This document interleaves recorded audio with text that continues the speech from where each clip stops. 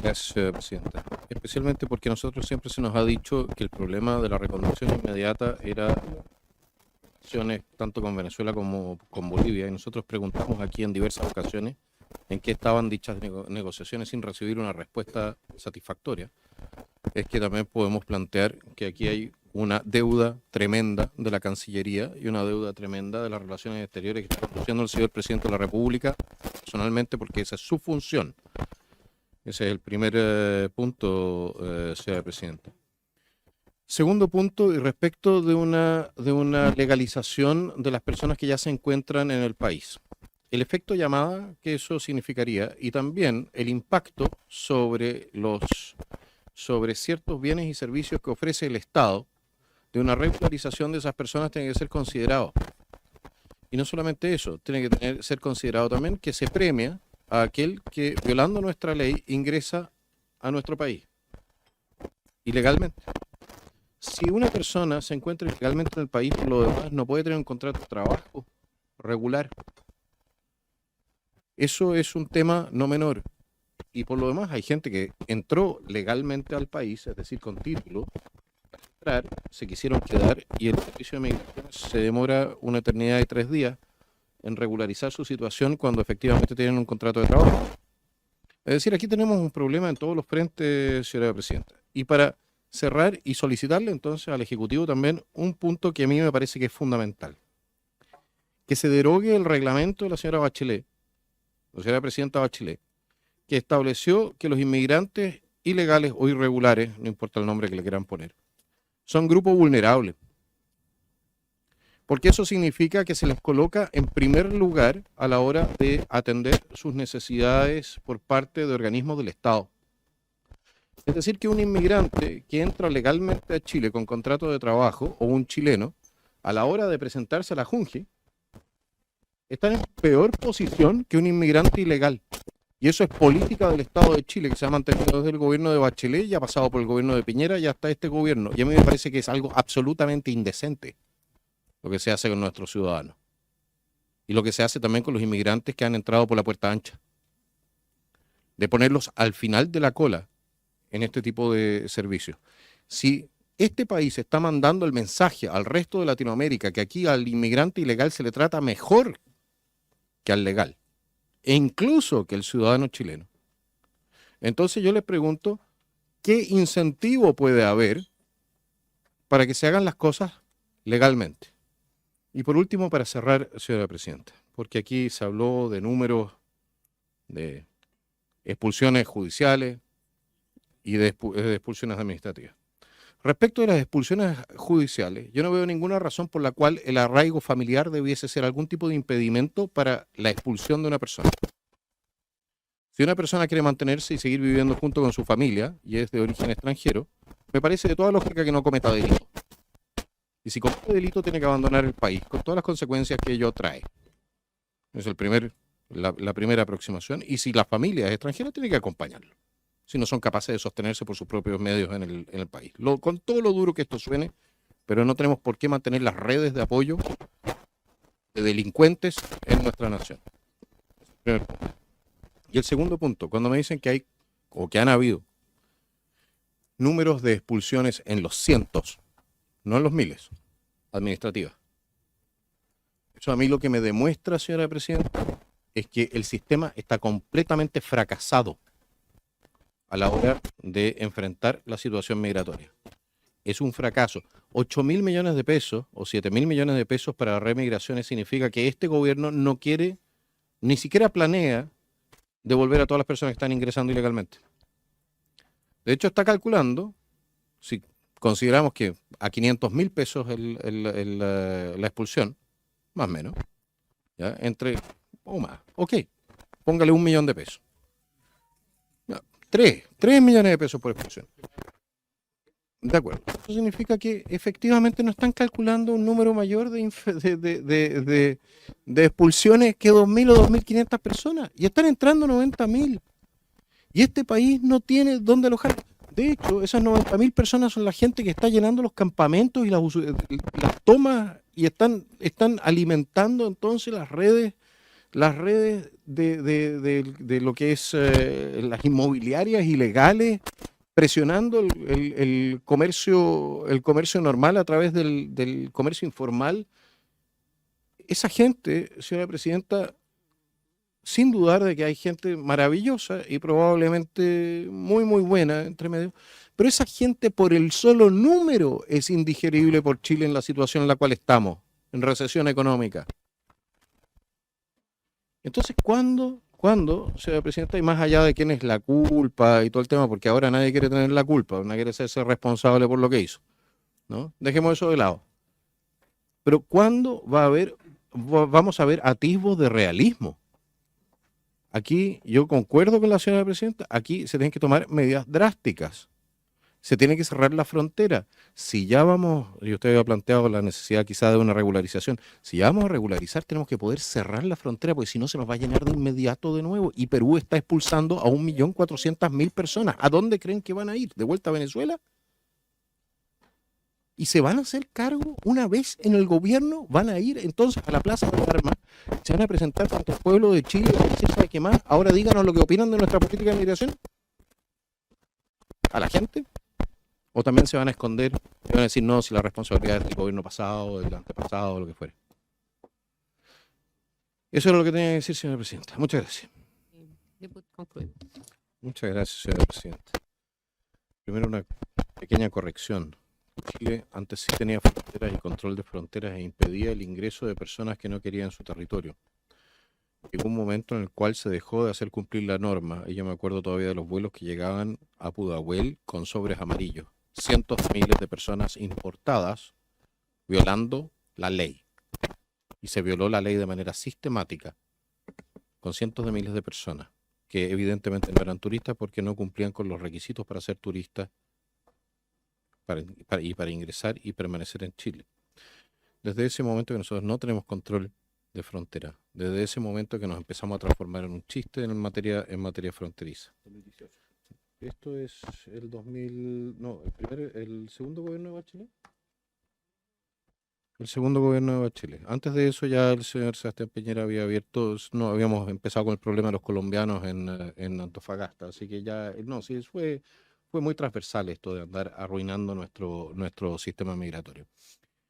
Pero más allá de eso, tenemos la siguiente dificultad con el tema del empadronamiento. Pues ya tenemos, por lo visto, ya se cayó el niño a la tina y tenemos que ver cómo lo sacamos. Usted no sabe quién es la persona que viene a autodenunciarse cuando no tiene sus papeles.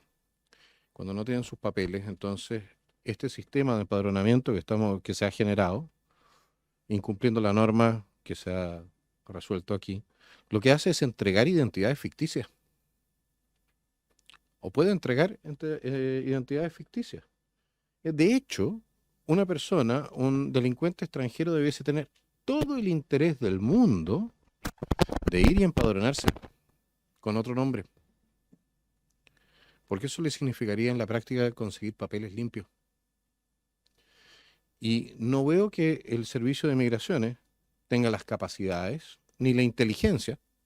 Estoy hablando aquí no de la inteligencia de que sean todos, sino que los servicios de inteligencia que se requieren para identificar efectivamente a las personas que vengan y pueden ser de todo, pueden ser delincuentes, pueden ser narcotraficantes, pueden ser terroristas, puede ser de todo.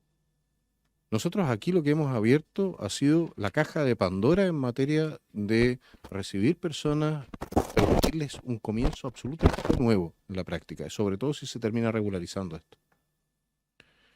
Y esa responsabilidad la está asumiendo Chile. Y eso va a tener consecuencias también con nuestros socios, por ejemplo con los Estados Unidos con la visa waiver en algún momento. Pues si esto se regulariza, les damos los papeles, terminan con pasaporte, terminan ingresando a Estados Unidos y en Estados Unidos descubren que es el tercer mariscal del Frente Polisario de Resistencia Narcotraficante. ¿Qué importa? ¿Ya? Pero nosotros les dimos los papeles. ¿Quién es responsable? Nosotros. Entonces, esto se ha transformado es un problema de seguridad nacional. La inmigración masiva, así como se ha producido, están muriendo cientos de chilenos, cientos, sino miles de chilenos al año ahora gracias a esta inmigración masiva. También extranjeros por lo demás, y gente muy decente entre ellos. Y se nos puede generar también un problema de seguridad a nivel internacional, de conflictos con países con los cuales tenemos relaciones amistosas. Y todo eso parece ser perfectamente irrelevante porque seguimos en la línea ideológica de que ningún inmigrante es ilegal. Ese es el dicho. Ningún inmigrante es ilegal. Eso es lo que planteaba. Ninguna persona es ilegal. Bueno, sí, hay inmigrantes ilegales y nosotros estamos viviendo ahora las consecuencias de esa inmigración ilegal.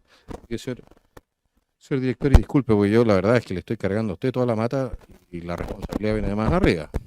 ¿Ya?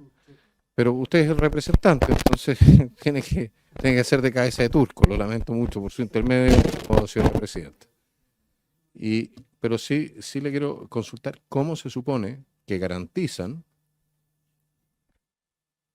una vez que han empadronado a estos migrantes ilegales, que entraron haciéndole el quite a la legalidad chilena, no nos equivocamos, a la autoridad chilena. ¿Cómo garantizan ustedes que esas personas, especialmente si vienen sin papeles, o si los papeles los hacen en la calle Ahumada, ¿ya? Porque allá también están haciendo papeles de Venezuela para venezolanos, es bien interesante, ¿ya? Que esos papeles sean legítimos y que efectivamente las personas a las cuales ustedes le están dando el derecho a quedarse en Chile sean las personas que dicen que son? El artículo 3, muchas gracias, esto está en la página 3, para quienes quieran seguirme. El artículo 3, señora presidenta, es la enunciación de principio. Dice: la protección de los solicitantes de la condición de refugiado y los refugiados se regirá por los principios de no devolución, incluida la prohibición de rechazo en frontera, de confidencialidad, de no discriminación y de trato más favorable posible de unidad de la familia. Nosotros incluimos una definición que dice lo siguiente: se entenderá por refugiado a la persona a que se haya reconocido dicha calidad por la autoridad administrativa competente. Esto en razón de que una persona que está solicitando refugio es un solicitante de refugio. Es para aclarar el concepto meridianamente también para los tribunales, porque muchas veces se utiliza de manera indistinta la situación del que está solicitando refugio con aquel que ha sido reconocido como refugiado. Con esto nosotros dejamos absolutamente claro que refugiado es aquel que ha recibido dicha condición por parte de la autoridad administrativa y no cualquiera, no es un término genérico.